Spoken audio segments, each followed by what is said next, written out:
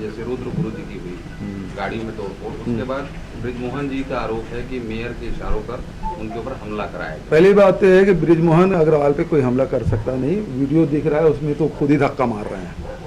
दूसरी बात है जो नरेंद्र मोदी जैसे को टेबल के नीचे घुसने के लिए मजबूर कर दे, उस बृजमोहन अग्रवाल को कोई धमकी दे सकता है, तो धक्का दे सकता है? मजाक कर रहे हैं। मतलब ये है कि इसका मतलब ये है कि अब सेठ जी पिछड़ रहे हैं चुनाव में। बार बार पूरी कोशिश हो रही है सर साथियों को बड़ा आदमी बनाऊंगा, ये बोल रहे हैं। ओपी चौधरी को बोल रहे हैं कि बड़ा आदमी बनाऊंगा, और विष्णुदेव साय को बोल रहे हैं कि बड़ा आदमी बनाऊंगा। आप एक बार इनको जिताबत दीजिए। और उसके जिलाने उतारने क्या जरूरत है? उसको वैसे दिल्ली में किसी बड़े पद में बिठा सकते हैं, है ना। वैसे खसिया के लोग तो नकार दिए हैं और रायगढ़ के लोग नकारेंगे।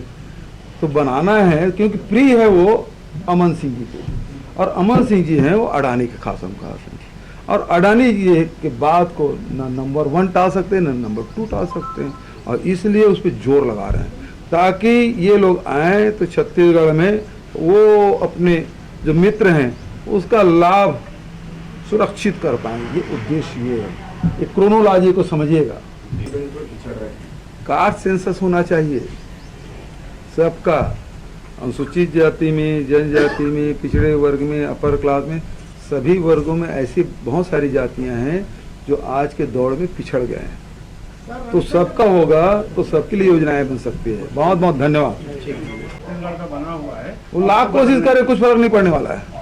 बार बार एक शब्द का इस्तेमाल किया जाता है बीजेपी वालों की तरफ से, कांग्रेसी गुंडे। इसको आप किस अब तरीके से बृजमोहन के सामने मतलब कोई दूसरे को गुंडा बोलना मतलब गुंडे शब्द का अपमान करना।